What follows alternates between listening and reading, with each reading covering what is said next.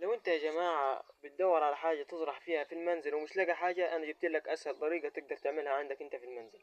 كل اللي عليك هتجيب شكارة نفس دي كده، شكارة العلف اللي هي ال25 كيلو بالشكل اللي حضراتكم شايفين ده الصغير.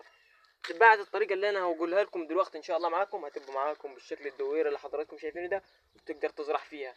والتانية ومن تحت بالشكل اللي حضراتكم شايفينه ده عشان تعمل تصريف للمية بالشكل يبقى معاكم. بصوا يا جماعة انا زارع في كذا علة زراعتي كلها يا جماعة بالشكل اللي حضراتكم شايفينه ده.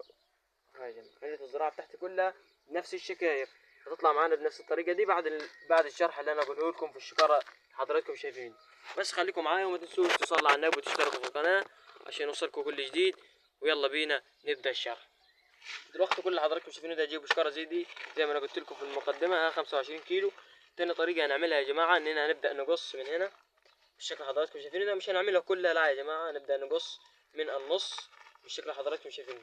بس يا جماعة تخلي القصة بتاعتك مستقيمة بالشكل اللي حضراتكم شايفينه ده. دي مش عاوزينها خلاص، تبدأ ترمي ده وهتمسك النص اللي هو تحت، تمسك النص اللي هو تحت بالشكل اللي حضراتكم شايفينه ده، وهتبدأ انك تلمه كده من تحت بالشكل اللي حضراتكم شايفينه ده.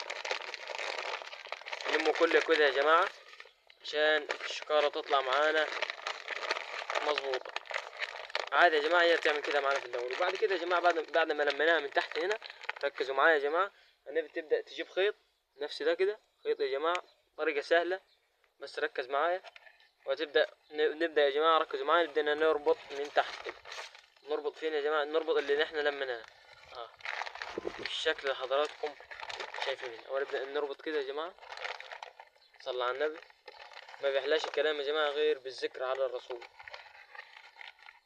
تابعني عشان كمان متنساش تشترك في القناة عشان كل فيديو ان شاء الله ينزل يجيلك على طول.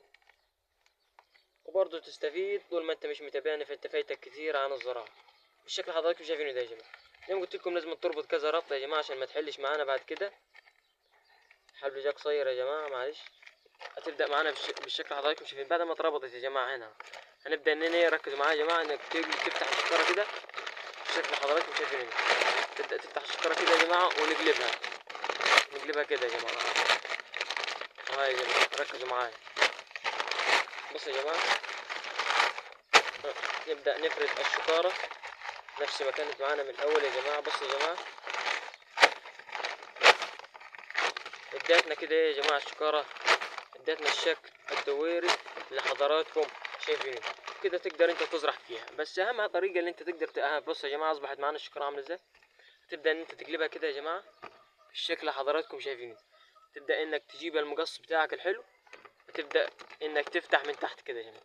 لازم تفتح من هنا علشان تعمل تصريف الى المياه. لازم يا جماعة دي اهم معلومة.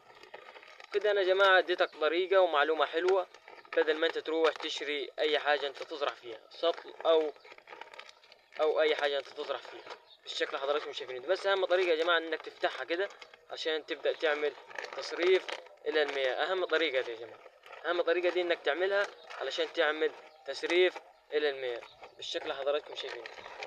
ما تنسوش تشتركوا في القناة عشان قلت طول ما انت مش متابعني فانت فايتك كتير عن الزراعة، واصبحت معانا بالشكل اللي حضراتكم شايفينه ده.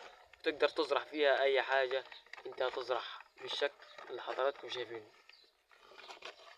وصلى على النبي.